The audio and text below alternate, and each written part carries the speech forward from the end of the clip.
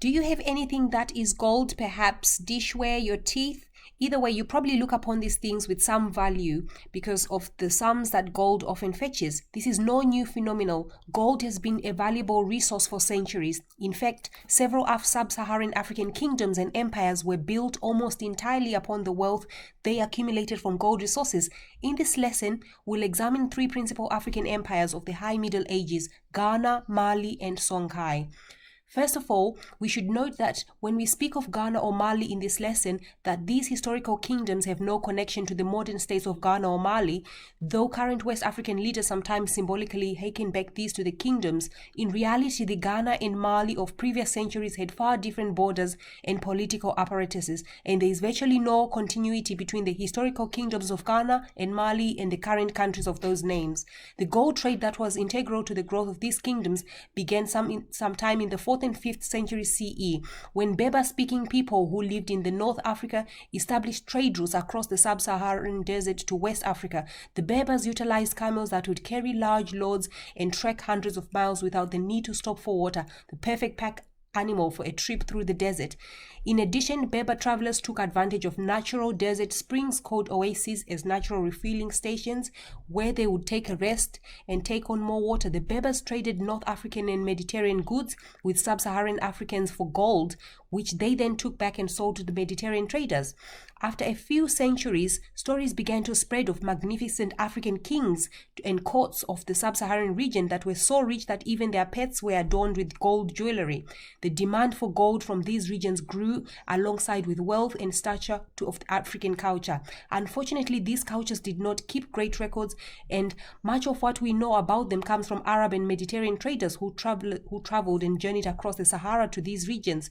As such, the first empire we know much about began sometime between 8th and 10th century CE, when the trans-Saharan gold traders were vibrant.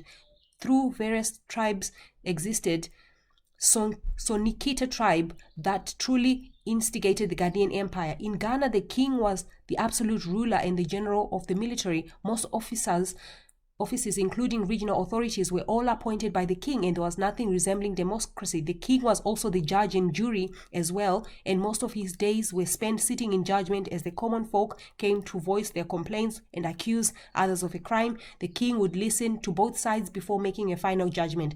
The kings of Ghana expanded the Ghanaian territory in its first few centuries of existence, largely because of the wealth they accumulated in the trans-Saharan trade. Indeed, Ghanaian kings taxed traders both on the goods that they brought into West Africa and those that they took out. In addition, the goods they traded for their gold, things like salt, horses, and cloth, were sorely needed in the area and made the Ghanaians the biggest political and economic force in the region. Wealth, however, always attracts others. Before long, there were neighboring tribes, groups vying for the Ghanaian control and the gold trade. In the 11th century, for example, an Arab group known as the Almoravids momentarily captured the Ghanaian capital and forced the Ghanaian kings to pay tribute. This period drastically weakened the control of the Ghanaian kings, and by the middle of the 13th century, they had lost all regional power. The Mali Empire. The state that supplanted the Ghanaians was Mali. Malian kingdom rose around the same time as the Ghanaian kingdom, but did not gain the same regional prominence until after the fall of the Ghanaians in the 13th century. Indeed, the 13th century was the Malian kingdom's heydays after the rise of Suata Kita. Kita is perhaps the most fabled ruler in the Malian history, and he led his tribe, the Mende, in a revolt against the then ruling tribe of Mali around 1200. After defeating the former ruling tribe, Kita consolidated most military and political power in Mali in himself and the Malian monarchy. Under Kita, the subsequent rulers, Mali's territory expanded, and by the middle of the 13th century had eclipsed Ghana as the premier power in the West Africa. Unlike their predecessors, Malian kings did not have total autocratic control over all its territories. Instead, Mali ruled the 12 doors of Mali, referring to the various semi-independent states and cities in the Malian kings either ruled directly or those who had sworn allegiance to the Malian kings. At the height of the 14th century, Mali ruled far more territories than Ghana ever had, and its holding stretches from the Atlantic coast across to the Sahel to Timbuktu and beyond. Mali, like Ghana, profited from burgeoning trade, Saharan gold trade, imposed taxes upon all goods which entered and left the country. Perhaps the most fabled story of the Malian king is that of Musa, a feared king of the 14th century who purported rode into Cairo with 1,325 of his enormous caravan laden with thousands of pounds of gold. His voyage upset the natural ebb and flow of the trans-Saharan trade, and the price of gold subsequently crashed. Mali was at the height of its power and territory in the 14th century. It went into a long, slow decline after the rule of Mansa Musa, before ceasing to exist in the middle of the 17th century. The Songhai Empire. Another important African state of the period was the Songhai. During the 8th century, the Songhai people built the city of Gao in Sahel, which eventually became their imperial capital. Prior to the rise of the Songhai, they spent a period of time as one of the 12 doors of the Malian Empire before Mali's decline. Mali's slow decline allowed the Songhai to rise to prominence, and their empire at its height was larger than Ghana's or Mali's. Indeed, in 1375, Gao was one of the first cities to challenge Malian rule. Many of the victories, including taking of Timbuktu, the largest city in the Malian Empire, were conducted by the Songhai's first emperor, Suni al-Bia.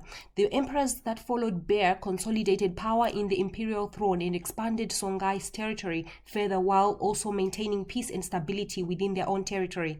This lasted for as much of the 16th century until civil war broke out in 1591, and much of the Songhai's territory, including the ever important gold fields, was conquered by the opportunists invading the army of Morocco through various tribes and other groups.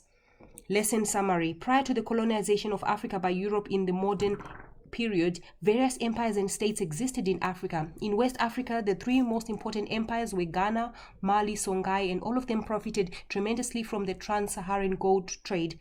Ghana was the earliest to rise to prominence, and its rulers maintained central authority over all of its territory and used the goods it got through the trans-Saharan trade to transform itself into the premier regional power. The Malians supplanted the Ghanaians in the middle of the 13th century. Rulers like Suandita Kita and Mansa Musa expanded the Mali territory until it was larger than the Ghana's before a slow, centuries-long decline ended Mali's rule of the region. The Songhai Empire's first expansion from their capital city, Goa, was at the expense of the weakened Mali Empire, and their territory holdings were eventually larger than that of Mali or Ghana until civil war irreparably weakened the empire. Thank you very much for listening.